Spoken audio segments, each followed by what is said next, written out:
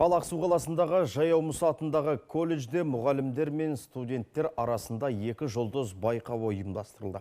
Шараға білім ошағының ішінен 5 жұп қатысып өзара мықтыны анықтады. Біздің түсірілім топта тәрбиелік мәні бар сайысқа арнайы қатысып қайтқан еді. Шараның негізгі мақсаты оқытушылар мен студенттер арасындағы қарым-қатынасты нығайту, оқушылардың бос уақытын тиімді өткізуді қамтамасыз ету болып табылады. Ұйымдастырушылардың сөзінше, мұндай шаралардың жиі қолға алынуы колледждің мәдени өмірін қалыптастыруға да септігін тигізбек.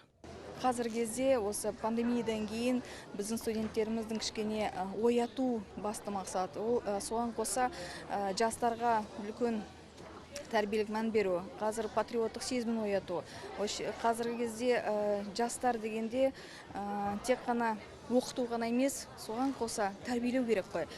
Тәрбие дегенде отан сүйіштік, сол кезде осы жердегі білімге деген құштарлығын, еңбекке деген құштарлығын, бүгін кезде бұл мәдениетке деген сүйіспеншілігін ояту.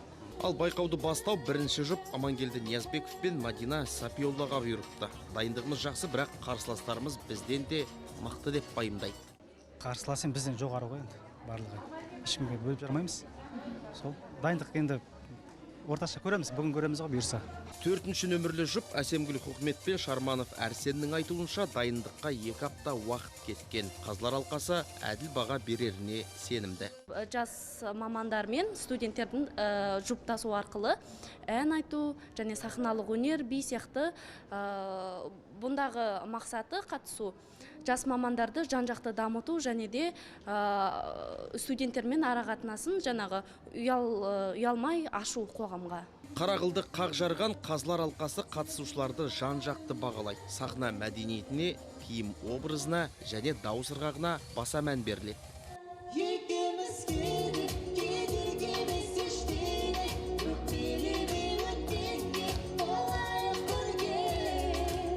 Айта кету керек, 2 жұлдыз байқауына қатысушылар 3 кезең бойынша сынға түсті. Бірінші бөлімде жұп болып ән айту, екінші кезең актерлық шеберліктерін көрсетіп сахналық қойылым көрсету және 3-ші бөлім би жарыс. Аталмыш байқау Жаяумұса атындағы колледжде жыл сайын ұйымдастырылып тұрады.